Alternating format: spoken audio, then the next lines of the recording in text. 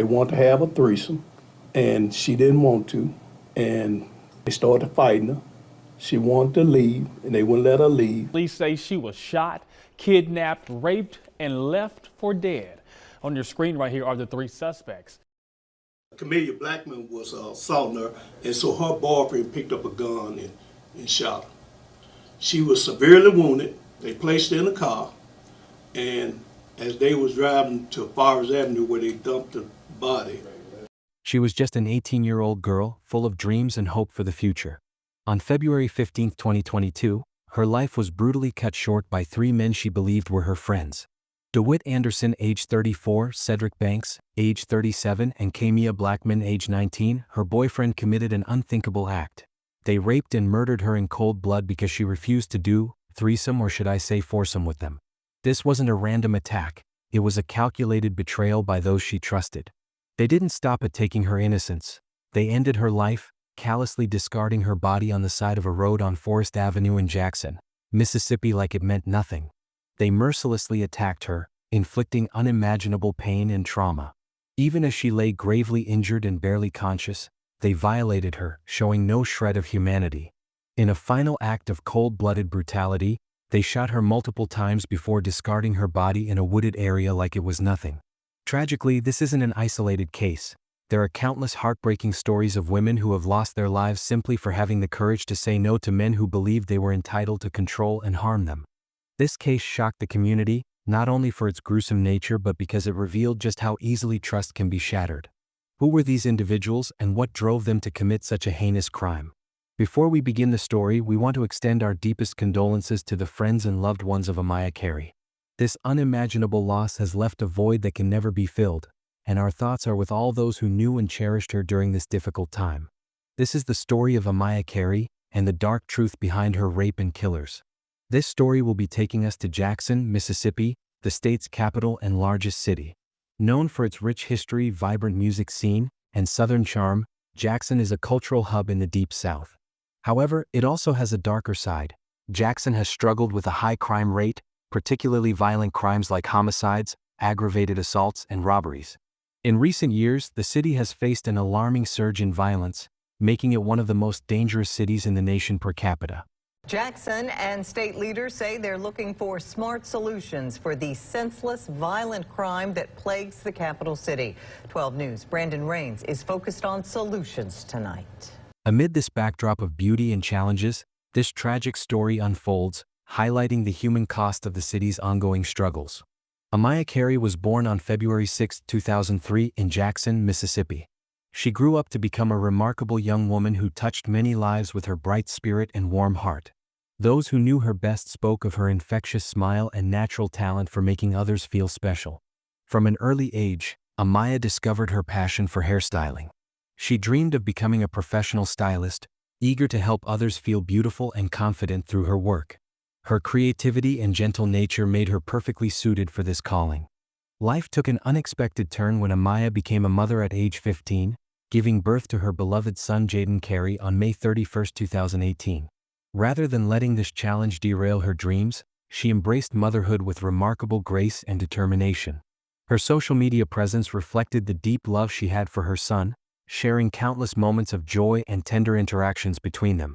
She also found love herself, sharing her life with a boyfriend to whom she was deeply devoted.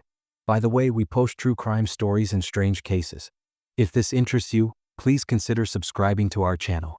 Your support means a lot and helps us continue sharing this content.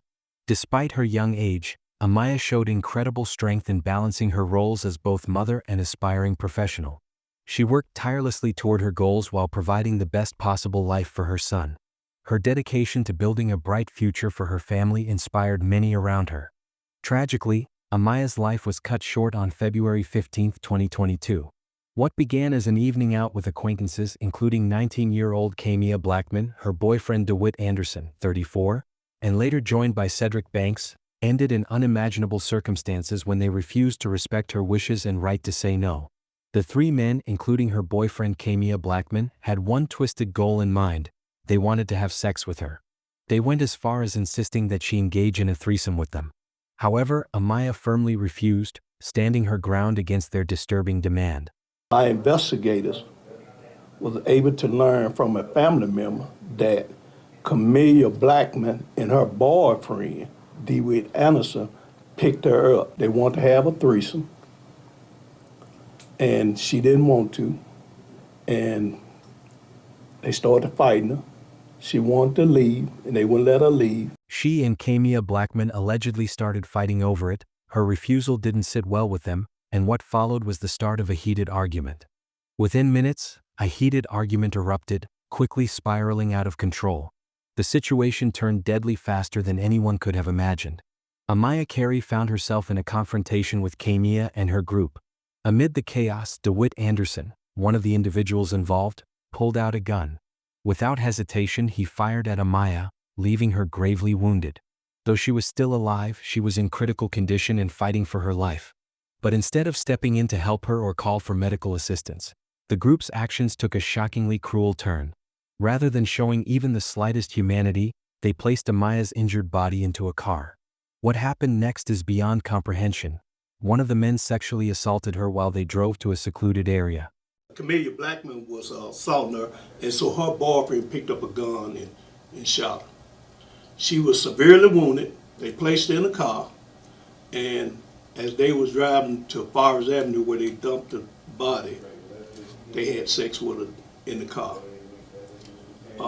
At that location, after they put her out of the car, they shot her. It was told during our investigation that she was shot twice again, 2 more times, and her body was left there on scene on Forest Avenue near Clay. Investigators later revealed that they couldn't even determine whether Amaya was still alive during the assault. The group's disregard for her life and suffering was unimaginable. Once they reached the woods, they dragged her out of the car and discarded her like she was nothing. But their cruelty didn't stop there. Cedric Banks, another member of the group, coldly raised the gun and shot Amaya 2 more times, ending her life in the most brutal and horrifying way possible. Police arrest 3 people for their connection to an alleged murder in the capital city. The gruesome killing claimed the life of an 18-year-old mother. Yeah, Maggie, the victim has been identified as Amaya Carey. On February 15th, police say she was shot, kidnapped, raped, and left for dead. On your screen right here are the 3 suspects: 34-year-old DeWitt Anderson, 19-year-old Camellia Blackman, and 37-year-old Cedric Banks. Now, according to investigators, Carey was going to pick up Blackman, who was with her boyfriend, Anderson. Police say they went to several locations that night, and at one of the stops, Blackman, Anderson, and Banks all tried to have sex with Carey. Investigators say the 18-year-old refused and got into a fight with Blackman. This senseless act of violence revealed a level of inhumanity that shocked not only investigators but the entire community. Amaya's tragic death stands as a haunting reminder of how easily rage and entitlement can escalate into pure evil. After Amaya's disappearance in February 2022, her family immediately reported her missing, showing their deep love and concern. During the difficult weeks that followed, they never gave up hope of finding her. Tragically, 1 month of this tragic incident, remains were discovered in a wooded area off Forest Avenue in Jackson, Mississippi, though it would take until late March for positive identification to be made, an agonizing wait for those who loved her. Through careful police work and information provided by Amaya's family about who she was last seen with, investigators were able to identify suspects in the case. 3 individuals, Camellia Blackman, DeWitt Anderson, and Cedric Banks, were subsequently arrested and charged with capital murder. During the investigation, they provided statements about their involvement in the events that led to Amaya's death. These 3 people have been charged with capital murder in Mississippi for the roles they allegedly played in the kidnapping, sexual assault, and fatal shooting Amaya Carey. 3 are facing capital murder charges after 1 teenager was sexually assaulted and killed back in February. The true heartbreak of this story extends far beyond the immediate tragedy. A loving mother was taken from her young son Jaden, who will now grow up without her gentle guidance and boundless love. Her family lost a cherished daughter and sister. The community lost a bright light who had dreamed of using her talents in hairstyling to help others feel beautiful. Amaya's story reminds us of the importance of respecting personal boundaries and consent, while also celebrating the beautiful, loving spirit she brought to this world during her brief but meaningful life. Her legacy lives on through the memories of her kindness, determination, and most importantly, through her beloved son Jaden. This story has become a powerful reminder of the importance of respecting personal boundaries and consent. Her memory lives on through those who loved her, especially her son Jaden, who was the center of her world. Her family continues to advocate for justice and awareness to prevent similar tragedies from happening to others. On Friday, November 26, 2021, a devastating discovery was made. A woman was found dead inside a home. Investigators quickly uncovered the harrowing truth. She had suffered 58 stab wounds. Authorities identify the victim as 20-year-old Deja Jenkins Minus, a young mother to a 2-month-old baby. Her life was tragically cut short in a way no one could have foreseen. Accused of murdering a young mother in her home. As WBZ's Nick Giovanni tells us, the suspect's social media posts may reveal a motive. Further investigation revealed that there had been social media posts by the defendant questioning whether he was the father of the child. What sent shockwaves through the community was the identity of the person responsible for this horrific crime. This is the story of Deja Jenkins Minus, another young mother gone too soon. Deja Jenkins Minus was born on February 15, 1999, to Lamont Jenkins and Latoya Art Minus. She was the eldest of 2 siblings and shared a close bond with her family, particularly her mother. Deja was cherished as a beloved daughter, sister, niece, cousin, and later as a devoted mother. Growing up in a close-knit family that valued education and personal development, Deja demonstrated a strong sense of curiosity and determination from an early age. During her high school years, Deja excelled both academically and athletically. She participated in community outreach programs and school sports, which allowed her to develop leadership skills and a passion for helping others. This passion led her to pursue a career in social work after graduation. Deja went on to attend college, skillfully balancing her studies with the responsibilities of being a mother.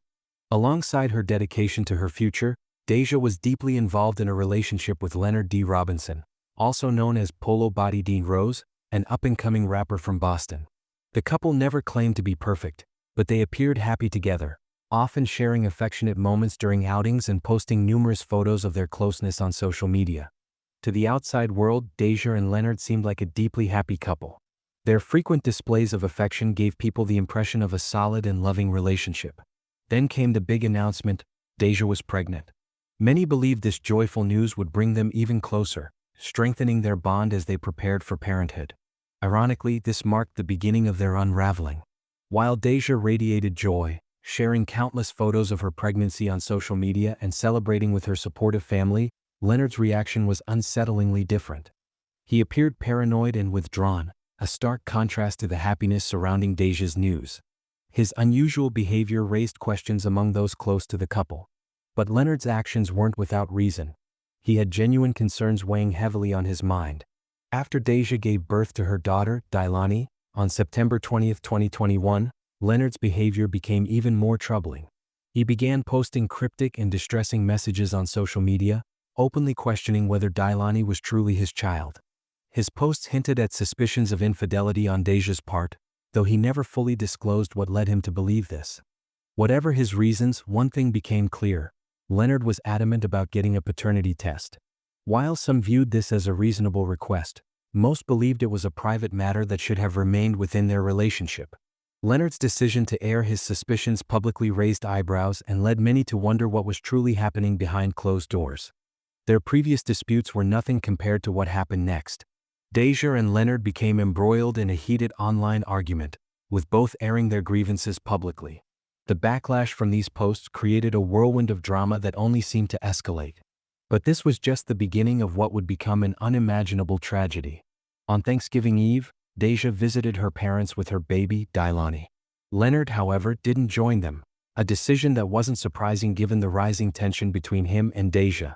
The strained relationship was further complicated by the awkwardness that had developed between Leonard and Deja's parents due to their very public arguments online. Despite this, Deja and her family were in high spirits, eagerly planning for the following day. It was Dailani's first Thanksgiving, and they wanted it to be a memorable celebration. Deja intended to return home that night to finalize preparations for the holiday and come back the next day for the festivities. Everything seemed set for a joyous occasion. But by Thanksgiving Day, November 26th, Deja and Dailani were nowhere to be found. As the hours passed, Deja's mother, Latoya, and the rest of the family grew increasingly concerned. Repeated calls to Deja went unanswered, either going straight to voicemail or failing to connect. This was entirely out of character for Deja, amplifying their fears. In desperation, they decided to use that Find My iPhone feature to locate her. The tracker revealed that Deja's phone was at Leonard's home in North Boston, the last place anyone had seen her. Instead of immediately involving the police, LaToya made the decision to drive to Leonard's house herself. Upon arrival, she was greeted by an eerie silence and locked doors. Assuming no one was home, she left, only to return later in hopes of seeing some signs of life. Each visit deepened her unease, but nothing could prepare her for the chilling revelations she would learn from Leonard's neighbors. Neighbors confirmed they had seen Deja enter Leonard's apartment, but none of them saw her leave. Overcome with fear after failing to reach her daughter, LaToya Minus made the decision to call 911 and request a welfare check. Police arrived at the scene around 10:45 a.m. to investigate, but before officers could gain entry, a desperate family member of Leonard's climbed through a window to search the home. What they found was a locked bedroom door. Forcing it open, they stumbled upon a horrifying scene. Deja's lifeless body lay near an air mattress. The room bore clear signs of brutal violence. Deja had suffered 58 stab wounds, and a later autopsy confirmed a fractured neck as the cause of death. Her hands showed defensive wounds, a testament to the fight she put up in her final moments. What we have in this situation, Your Honor, is that Deja is found in the house that he was living in alone, in his bedroom, which was locked when any witness or the police came to that location. What the medical examiner's office noted was that Deja's neck was fractured, that she had over 58 stab wounds to her body by a sharp object. Amid the overwhelming grief of losing Deja, there was one small relief. Her 2-month-old daughter was found unharmed. The investigation quickly intensified. On Saturday, November 27, 2021, officers executed a search warrant at the Llewellyn Street residence. During the search, they recovered several critical pieces of evidence, including a knife that appeared to match the weapon used in the murder. While this discovery brought detectives closer to understanding what had occurred, it also deepened the mystery, leaving more questions than answers. Who could commit such a heinous act against a young mother with so much promise? The community was left in shock, unable to comprehend the tragedy. Deja's family and friends were devastated, grappling with the pain of her loss and the senselessness of her death, especially as it came right after she had celebrated her first Thanksgiving with her baby girl. As investigators pieced together the events leading up to the murder, attention turned to social media. Deja's posts offered a window into her life and mindset. On the surface, everything seemed joyful. Her final Facebook post, written just one day before her tragic death, was filled with optimism and love for her daughter, underscoring the profound tragedy of her loss. Deja had shared on social media, "My daughter will never need anything. Can't wait to celebrate her first Thanksgiving tomorrow." This heartfelt post stood in stark contrast to the horrific events that followed. As investigators reviewed Deja's online activity, they found additional posts that reflected her deep love for her baby and her pride in becoming a mother. These glimpses into her life painted a picture of a devoted young woman, making the brutality of her death all the more incomprehensible. However, a closer examination of her social media accounts revealed troubling details about her relationship with Leonard Robinson, the father of her child. Interactions between them on Facebook hinted at growing tension, and it didn't take long for investigators to connect Leonard to the crime. Posts uncovered during the investigation pointed to an unhealthy and strained dynamic in their relationship, one that may have escalated into a fatal encounter on Thanksgiving Day. Unfortunately, by the time investigators delved into Leonard's online activity, many of his incriminating posts had already been deleted. After fleeing the scene of Deja's death, Leonard was eventually apprehended in Boston. He was charged with murder after police linked him to the crime scene and recovered a knife believed to be the murder weapon. Evidence revealed that Leonard had been at the Llewellyn Street home with Deja shortly before her death. The weight of the evidence led to Leonard being formally charged with the murder of Deja Jenkins Minus. Leonard Robinson was scheduled to be arraigned in Lowell District Court on Tuesday, November 30, 2021, as the case against him began to take shape. The case was handled by prosecutors Tom Brandt and Caitlin Gell, with Susie Marshall serving as the victim witness advocate.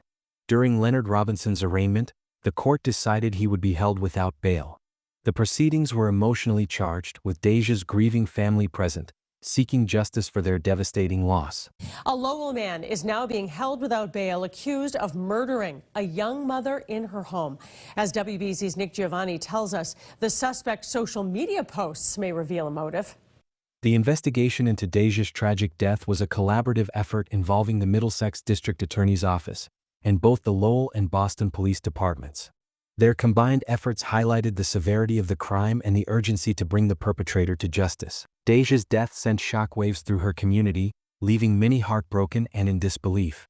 In her honor, a candlelight vigil was organized, where friends, family, and neighbors came together to mourn the loss of a young, vibrant woman whose life was cut tragically short. Those who knew Deja remembered her as a loving and goal-driven young mother, full of life and ambition. Her mother, Latoya Minus, made a heartfelt public plea for justice, expressing the profound sorrow and numbness she felt in the wake of her daughter's murder. She vowed to honor Deja's memory by ensuring her story would not be forgotten. Just come forward. I'm not angry. I'm more mad that they won't come forward. I knew something was wrong. I didn't know what, but I knew something was wrong. And they told me that my daughter, that she was stabbed. Did they say by who? No, I don't know yet.